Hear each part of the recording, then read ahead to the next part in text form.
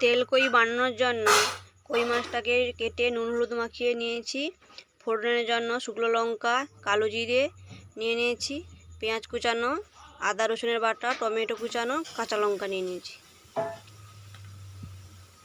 মাছ ভাজার জন্য কড়াইতে তেল দিয়ে দিচ্ছি। তেল গরম হয়ে গেছে, মাছগুলো দিয়ে দিচ্ছি।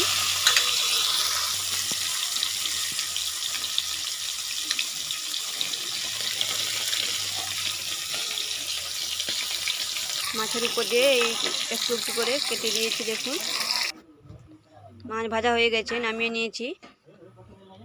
সরষের তেল দিয়ে দিয়েছি।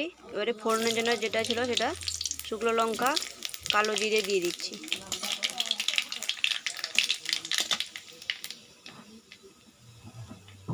কুচিয়ে রাখা পেঁয়াজ দিয়ে দিচ্ছি।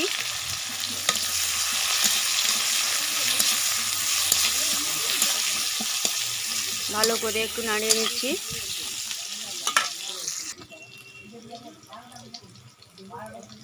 পরিমাণ মতো নুন দিয়ে দিচ্ছি। আবারও ভালো করে নাড়িয়ে নিচ্ছি।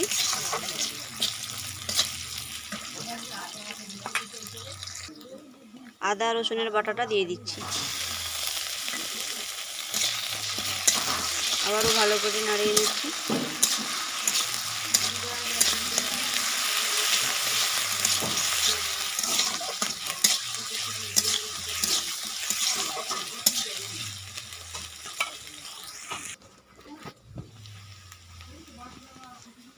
পরিমাণ মতো হলুদ গুঁড়ো দিয়ে দিচ্ছি। পরিমাণ মতো লঙ্কার গুঁড়ো দিয়ে দিচ্ছি। আবারও ভালো করে নাড়িয়ে নিচ্ছি।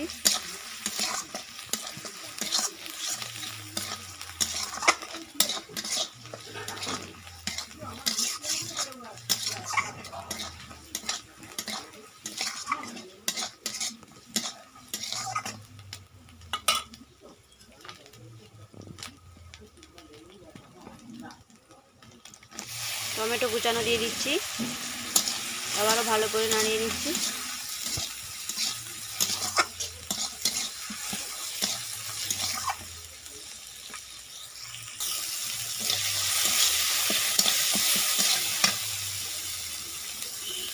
পরিমাণ মতন জল দিয়ে দিচ্ছি, দিয়ে ফুটিয়ে নিচ্ছি।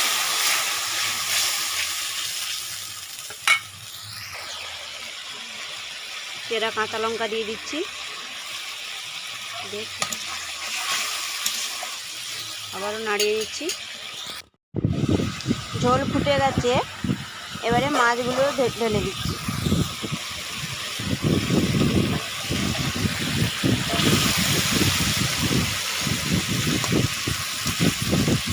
ভালো করে নাড়িয়ে নিচ্ছি।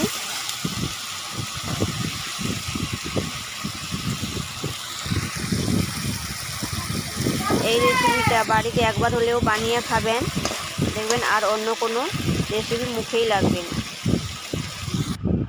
হয়ে গেছে, নামিয়ে নিয়েছি। দেখতেও খুব সুন্দর লাগছে।